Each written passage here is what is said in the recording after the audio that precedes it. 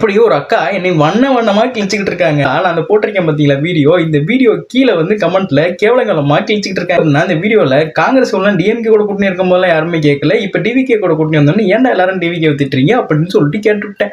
அதுக்கு வந்து இப்படி திட்டிட்டு இருக்காங்க. என்ன எல்லாரும் வந்து பாத்தீங்கன்னா அணிலு தற்கொலை, நீ வந்து தமிழனே கிடையாது, நீ எல்லாம் எதுக்கு உயிரோட இருக்க, என்ன டிவிகே தொண்டர் நினைச்சிட்டு கிளிக்கிட்டு இருக்காங்க.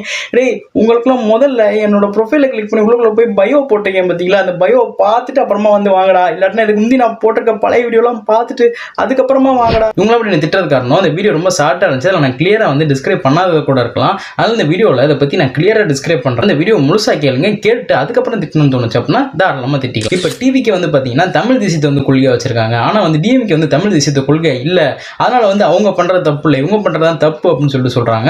ஆனால் என்ன கேட்குறேன் அப்படின்னா, தமிழ் தேசிய கொள்கை தான் உங்களுக்கு பிடிக்கும், தமிழ் தேசிய கொள்கையை வச்சு தான் நான் விஜய்க்கே ஓட்டு போட்டேன் அப்படின்னு சொல்கிறவங்க யார் இருக்கீங்க சொல்லுங்க? எல்லாரும் விஜய் பிடிச்சி விஜய் நமக்கு நல்லது செய்வார், மாற்றம் வேணும் அப்படின்னு நம்பி தானே நீங்கள் சொன்னீங்க.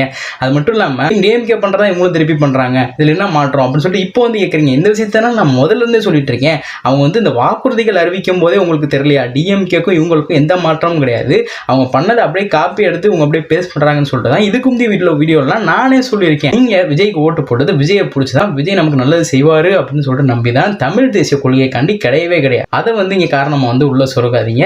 ஏன்னா தமிழ் தேசிய கொள்கை தான் உங்களுக்கு பிடிக்கும் அப்படின்னா நீங்கள் ஓட்டு போட்டிருக்க வேண்டிய ஆள் சீமானுக்கு. அவருக்கான பார்த்தீங்க அப்படின்னா நீங்கள் ஓட்டு போடவே இல்லை, யாருமே ஓட்டு போடாமல் அவரோட தொகுதியில் அவரை தோக்கடிச்சிட்டு ஒரு சீட்டு கூட அவருக்கு தராமல் விட்டவங்க தான் நீங்கள் அதனால் தமிழ் தேச கொள்கையை பற்றி நீங்கள் பேசவே கூட. மட்டும் இல்லாமல் இப்போ மே 10ஆம் தேதிக்குள்ள விஜய் பொறுப்பேற்று ஆகணும். பொறுப்பேற்கலை அப்படின்னா நம்ம தமிழ்நாடு பிரசிடென்ட் ரூலுக்குள்ள வந்துடும். பிரசிடென்ட் ரூலுக்குள்ள வர்றது பார்த்தீங்க அப்படின்னா டைரெக்டாக பிஜேபி கவர்மெண்ட்டை நம்மளே தூக்கிட்டு போய் நம்ம தமிழ்நாட்டை கொடுக்குற மாதிரி தான். நீங்கள் சொல்கிறதெல்லாம் சரிதான், தமிழ் ஈழ மக்களை கொண்டதே காங்கிரஸ் தான், நீங்கள் சொல்கிறது எல்லாமே நான் ஒத்துக்கிறேன்.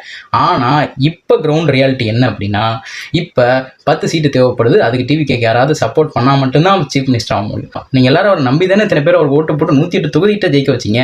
அவரை கொஞ்சம் நம்புங்க. ஃபர்ஸ்ட் ஒரு சீஃப் மினிஸ்டர் பதவியில் வந்து உட்காந்துக்கிறட்டும், அதுக்கப்புறம் அவர் என்ன செய்யறாருன்னு பாருங்க, என்ன செய்யறன்னு பார்த்துட்டு அதுக்கப்புறமா பேசுங்க. இப்போயே வந்து அவர் கூட கூட்டணி வச்சிருக்காரு, துரோகம் பண்ணுறாரு அப்படி இப்படின்னு சொல்லிட்டு அவர் சீஃப் மினிஸ்டர் ஆகிறதுக்கு முன்னாடியே பார்த்தீங்க அப்படின்னா இவ்வளோ விமர்சனம் வைக்கிற வேணும். நம்ம இதுக்கு நான் வந்து பேசுகிறேங்கிறதுக்காண்டி நான் விஜய் சப்போர்ட்ரு, நான் வந்து விஜய் ஜெயிச்சோன்னு பார்த்தீங்கன்னா இங்கிட்ட இருந்து அந்த சைட் தாவிட்டேன் அப்படி இப்படிலாம் சொல்லிட்டு ஆல்ரெடி நிறைய பேர் பேசிகிட்டு இருக்கீங்க. அந்த மாதிரிலாம் எதுவுமே கிடையாது. நான் எந்த கட்சியை சேர்ந்தவனும் கிடையாது.